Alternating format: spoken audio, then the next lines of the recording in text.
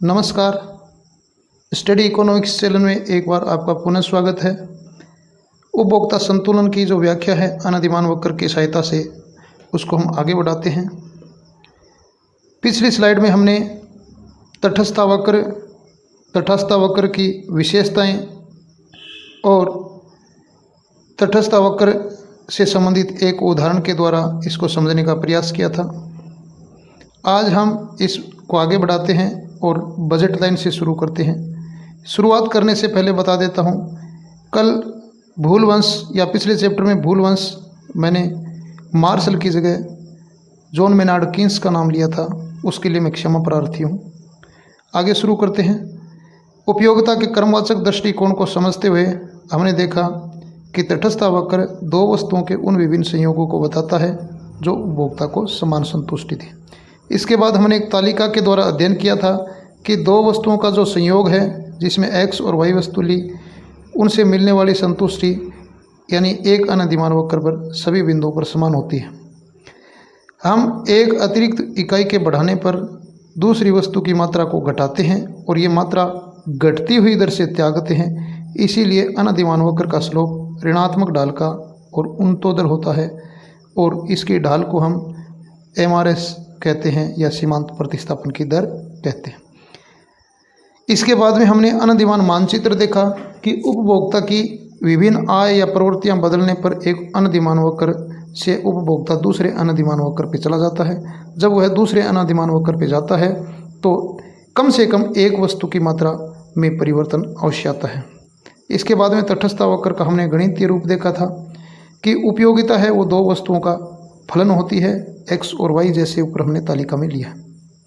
इसके बाद में हमने तटस्थ वक्र की कुछ मान्यताएं देखी थी कि उपभोक्ता है वो विवेकशील होगा, उपयोगिता की माप क्रमवाचक होगी, यानी हम इसकी गणना नहीं कर सकते, बता सकते हैं कि कौन सी वस्तु से मिलने वाली उपयोगिता ज़्यादा है, किससे कम मिलती है। पसंद है वह युक्ति संगत है, यानी अगर हम ये कह दें कि A वस्तु B वस्तु की तुलना में श्रेष्ठ है और B C की तुलना में श्रेष्ठ है तो A वस्तु C की तुलना में अवश्य ही श्रेष्ठ होगी। इस प्रकार फिर हमने देखा कि उपयोगिता का जो योग है वो सभी वस्तुओं की क्वांटिटी यानी मात्रा को जोड़कर प्राप्त किया जाता है, जिसको हमने U = function of Q1 Q2 and Q3 का है। फिर हमने देखा कि अनधिमान वक्र का जो ढाल है जिसको हम उन्नतोदर ढाल या नेगेटिव ढाल कहते हैं, इसकी परिभाषा क्या है तो इसको हमने MRS कहा था, यानी मार्जिन रेट ऑफ सब्स्टिट्यूशन, जो बताता है कि y वस्तु के लिए x की प्रतिस्थापन की दर क्या है, यानी x की एक अतिरिक्त इकाई बढ़ाते हैं तो जो y की मात्रा हम त्याग करते हैं उसकी दर क्या है, यानी इसको हम घटती दर से त्यागते हैं। इसी को हम MRS कह देते हैं। फॉर्मूले के रूप में लें तो MRS बराबर डेल्टा y बटा डेल्टा x होता है, यानी y में परिवर्तन और x में परिवर्तन का अनुपात। जैसे हमने उपयुक्त तालिका में जो ऐसे ऊपर देखा था कि x वस्तु की एक अतिरिक्त इकाई बढ़ाने के लिए प्रारंभ में हमने y की 5 मात्रा त्यागी थी, फिर अगली एक इकाई बढ़ाने के लिए y की हमने 4 इकाई त्यागी थी। ठीक इसी को बताता है कि MRS का जो अनुपात है 5y अनुपात 1x होता है। फिर हमने तटस्थ वक्र की विशेषता देखी कि तटस्थ वक्र का ढाल है वो ऋणात्मक होता है और ऋणात्मक ढाल के लिए हमने देखा कि एक वस्तु की एक की मात्रा बढ़ती है तो दूसरी वस्तु की मात्रा घटती है, तो इस प्रकार का ढाल होता है, इसलिए वो ढाल ऋणात्मक होता है। दूसरा, तटस्थ वक्र मूल बिंदु की ओर उन्नतोदर होता है, यानी ये जो स्लोप है इसी को हम उन्नतोदर कह देते हैं, यानी कॉन्वेक्स टू द ओरिजिन होता है। तीसरी विशेषता, अनधिमान वक्र एक दूसरे को काटते नहीं हैं, तो हमने यहाँ पर अनधिमान वक्र को काट के दिखाया था, क्योंकि अनधिमान वक्र की विशेषता कहती है कि ऊंचा अनधिमान वक्र अधिक संतुष्टि देता है।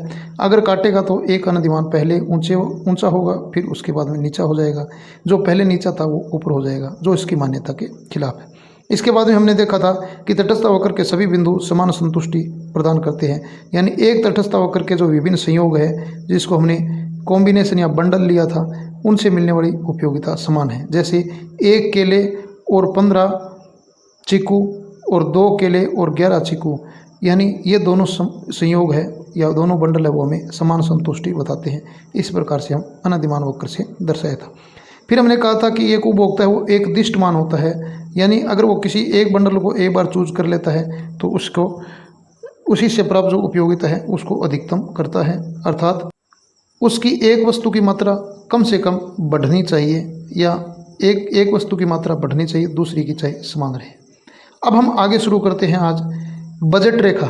बजट रेखा क्या होती है कि एक उपभोक्ता के पास खर्च करने के लिए कितने रुपए हैं, यानी उसका बजट कितना है, और वो उपभोक्ता दो वस्तुओं पर अपनी जो कुल आय है वो खर्च करता है।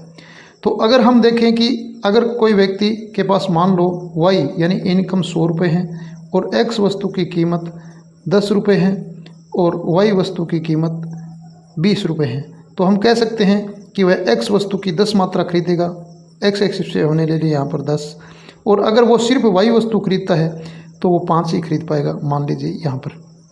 तो इसको मिला देने वाली रेखा बजट रेखा कहलाती है। यानी एक उपभोक्ता दी हुई आय से दो वस्तुओं की कितनी मात्रा खरीद सकता है, इसको बताने वाली जो रेखा होगी वो बजट रेखा कहलाती है। इसको हम गणितीय भाषा में P Y by P X कहते हैं। क्यों? क्योंकि वाई वस्तु की अतिरिक्त इकाई त्यागने पर एक्स वस्तु की अगली इकाई उसको प्राप्त होती है। इस प्रकार से हम कह सकते हैं कि बजट रेखा है जो क्या बताएगी, एम का मतलब उसकी जो आय है वो कि एक्स वस्तु की कीमत और एक्स वस्तु की मात्रा, वाई वस्तु यानी x2 दूसरी वस्तु की मात्रा और उसकी कीमत को गुणा कर दें। तो इस प्रकार एक उपभोक्ता जितनी भी वस्तुएं खरीद रहा है उसको उनकी कीमतों से गुणा करके जोड़ दे तो हमारी कुल खर्च करने योग्य आय m अर्थात y आ जाती है। अतः कीमत रेखा क्या होगी, m बराबर x1 into P plus x2 into P two, मतलब x वस्तु की कीमत और उसकी मात्रा प्लस दूसरी वस्तु की कीमत और उसकी मात्रा, अगर इनको गुणा करके जोड़ दें तो हमारी कुल खर्च करने योग्य आय आ जाती है। आगे बढ़ते हैं। ये बजट रेखा है, ये बदलती कब है? ये तब बदलती है जब कोई बजट रेखा में सकारात्मक परिवर्तन आ जाए। जैसे वस्तु की कीमतें बदलने पर, जब वस्तु की कीमतें बदलेगी तो दी हुई आय पर उपभोक्ता उस वस्तु की कम मात्रा खरीद पाएगा, इसलिए बजट रेखा अंदर की ओर शिफ्ट हो जाएगी, यानी ए से ए डैश और बी डैश हो जाएगी। कहने का मतलब ये हुआ बजट रेखा बाईं ओर शिफ्ट हो जाएगी। इसी प्रकार से दूसरा है कि उपभोक्ता की आय बढ़ने पर उपभोक्ता अब पहले की तुलना में ज़्यादा खर्च कर सकता है, इसलिए बजट रेखा दाईं ओर या बाहर की ओर शिफ्ट हो जाएगी, जो बताती है कि आय बढ़ने पर उपभोक्ता दोनों वस्तुओं की अधिक मात्रा खरीदता है। किसी एक वस्तु की अगर कीमत बदलती है तो भी बजट रेखा बदल जाती है। जैसे इस वक्र में हम देखते हैं कि एक्स वस्तु की कीमत अगर कम होती है तो एक्स साइड से बजट रेखा बाहर की ओर आ जाएगी, अगर कीमत बढ़ती है तो अंदर की ओर या बाईं ओर शिफ्ट हो जाती है। जबकि वाई वस्तु की कीमत परिवर्तन नहीं होती है, इसलिए बजट रेखा उसी बिंदु पर यानी ए बिंदु पर रहती है। अगर वाई वस्तु की कीमत में परिवर्तन होता है, एक्स स्थिर रहती है, तो एक्स तो बी बिंदु पर ही रहेगा और वाई वस्तु की कीमतें कम होने पर वक्र बाहर की ओर और कीमतें बढ़ने पर वक्र अंदर की ओर शिफ्ट हो जाता है। तो इस प्रकार से हम कह सकते हैं कि जो ये एक बजट रेखा है, यह बजट रेखा आय में कमी या वृद्धि होने पर या किसी वस्तु की कीमत में कमी या वृद्धि होने पर बदल जाती है। ठीक है, तो इस प्रकार से हम देखते हैं कि बजट रेखाएं विभिन्न मूवमेंट लेती हैं। अब महत्वपूर्ण प्रश्न पे आते हैं कि फिर उपभोक्ता का संतुलन कहाँ होगा। हमने देखा कि एक अनधिमान वक्र से एक उपभोक्ता अधिकतम संतुष्टि प्राप्त करने की कोशिश करता है, इसलिए वो एक ऊंचे अनधिमान वक्र पे जाता है, जिसको हमने अनधिमान मानचित्र कहा है। दूसरी ओर उपभोक्ता की आय है वो सीमित है, इसलिए उपभोक्ता चाहकर भी उस आय से बाहर खर्चा नहीं कर पाता है। तो उपभोक्ता का संतुलन उसी बिंदु पर होगा जहां वो सबसे ऊंचे अनधिमान वक्र पे रहे और उसकी जो संपूर्ण आय है वो भी खर्च हो जाए, संतुष्टि अधिकतम मिले। तो इस प्रकार से अगर हम कहें तो एक बजट रेखा के ऊपर हम अनधिमान वक्र को शिफ्ट कर देते हैं, जिससे हमें पता चलेगा कि उपभोक्ता संतुलन कहाँ होगा। हमने माना ये हमारी बजट रेखा है और बजट रेखा की ढाल को हमने पी एक्स अपॉन में पी वाई माना है।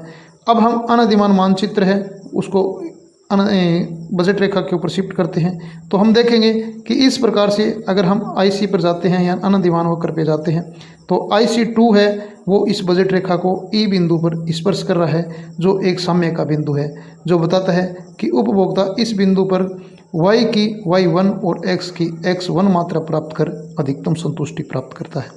उपभोक्ता इस प्रतिच्छेदन बिंदु पर भी नहीं होगा। क्यों? क्योंकि ऊंचा अनधिमान वक्र अधिक संतुष्टि देता है, इसलिए हम IC2 पर जा सकते हैं।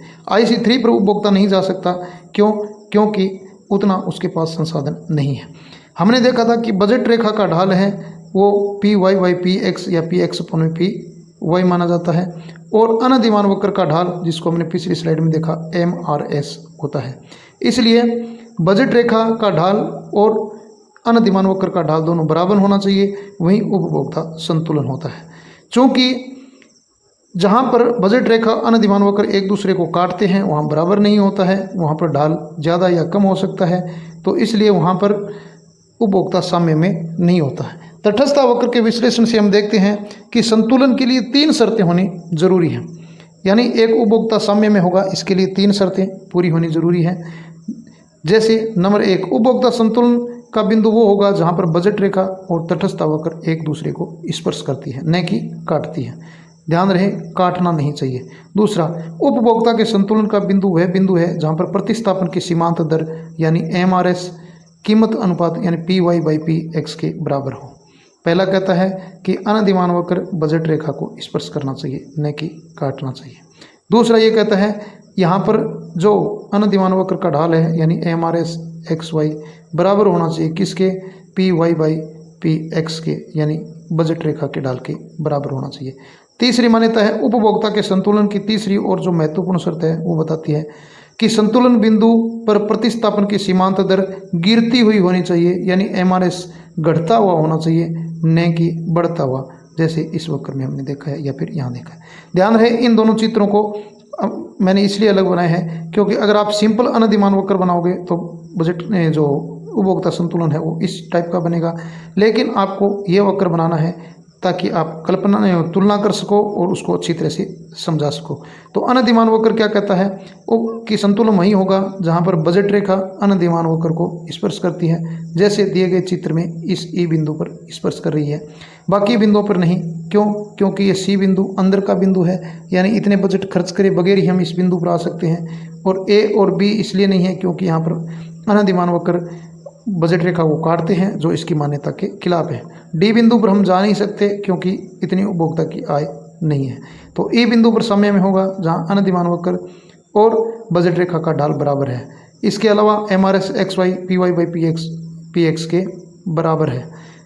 तीसरा, यहाँ पर अनधिमान वक्र का ढाल है वो गिरता हुआ है, यानी घटती हुई दर से वो त्याग रहा है, ऋणात्मक ढाल है। इस प्रकार से उपभोक्ता संतुलन हेतु तीनों मान्यताएं यहाँ पर पूरी होती हैं, और इसके साथ हम कह सकते हैं कि उपभोक्ता संतुलन के लिए ये तीनों शर्तें पूरी होनी जरूरी है।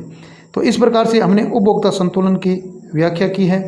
आशा करता हूँ आपके समझ में आया होगा। समझ में आए हैं तो वीडियो को लाइक और सब्सक्राइब जरूर करना, और कोई क्वेश्चन हो, डाउट हो तो आप कमेंट में पूछ सकते हैं। आपका मोस्ट वेलकम है। आपका दिन शुभ रहे। धन्यवाद। जय हिंद, जय भारत।